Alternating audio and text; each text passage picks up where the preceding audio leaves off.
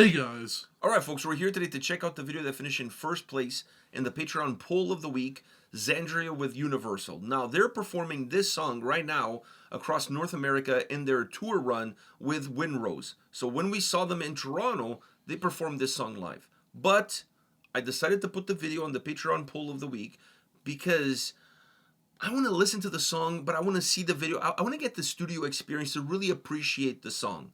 Because I don't know about you, but discovering a new track live, it doesn't always work for me.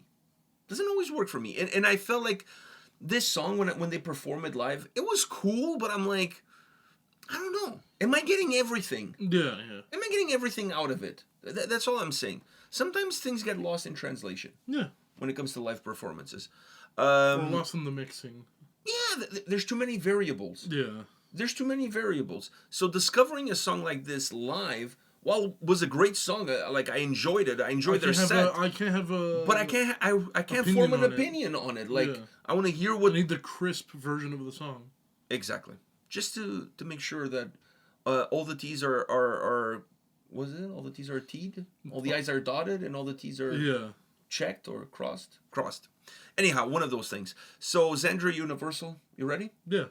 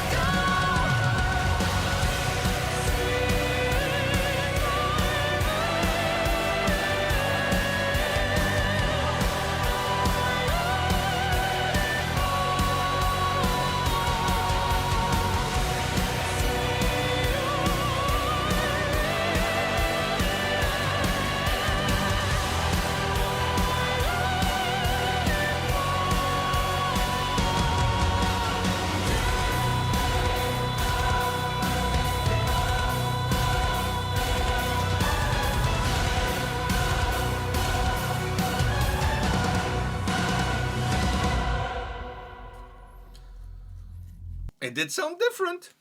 Very different, yeah.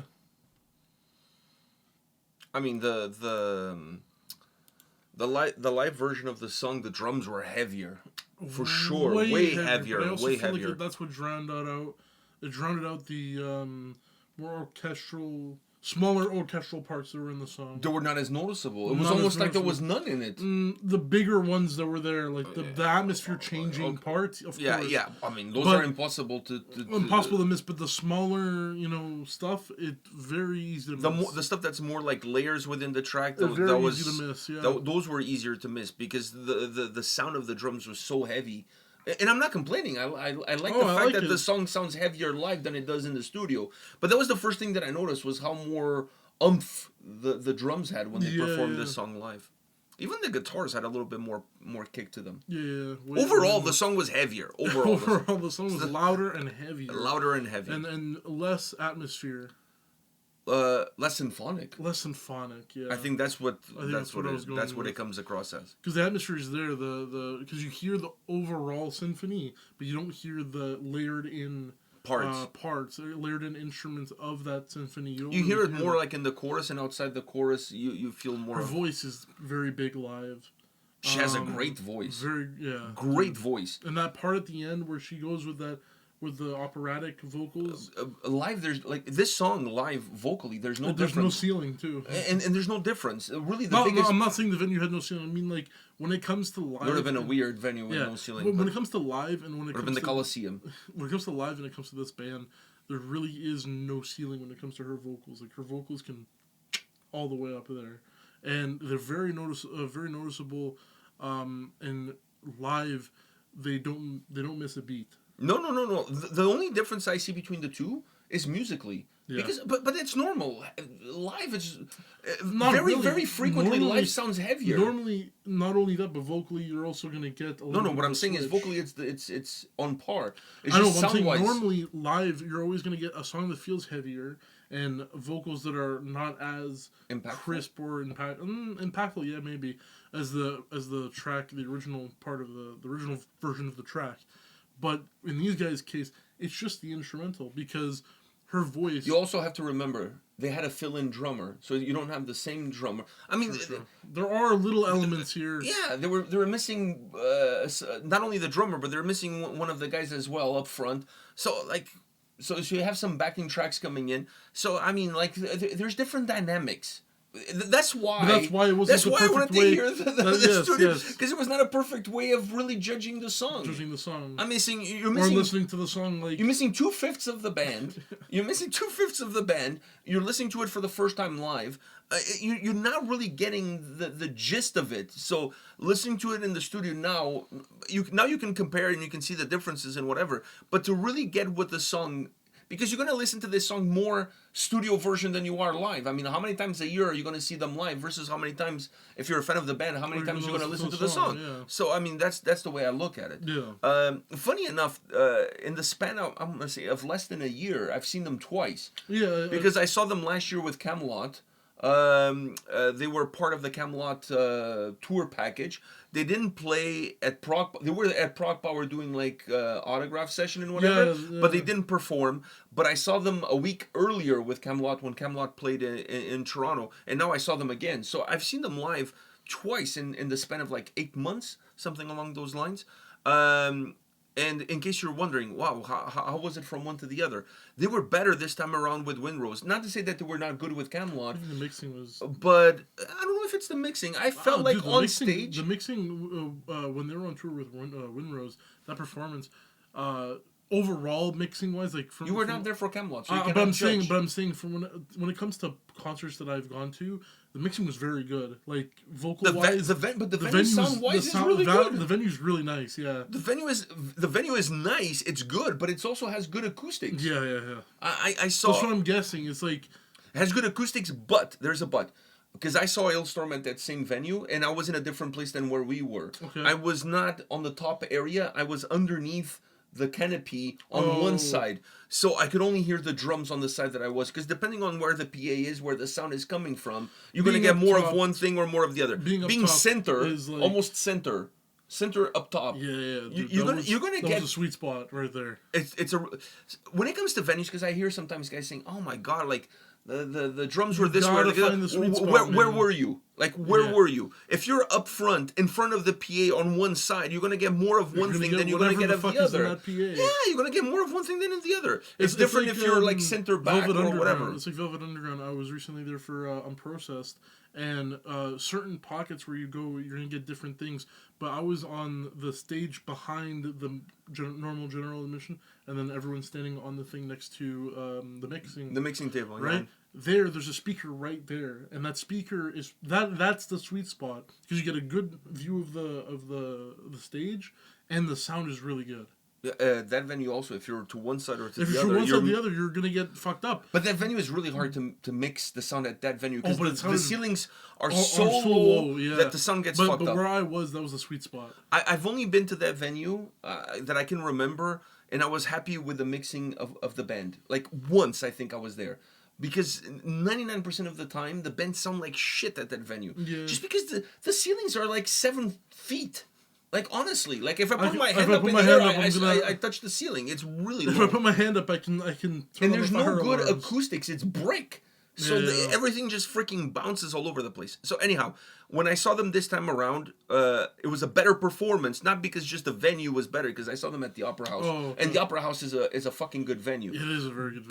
But to me, it was better because they felt looser.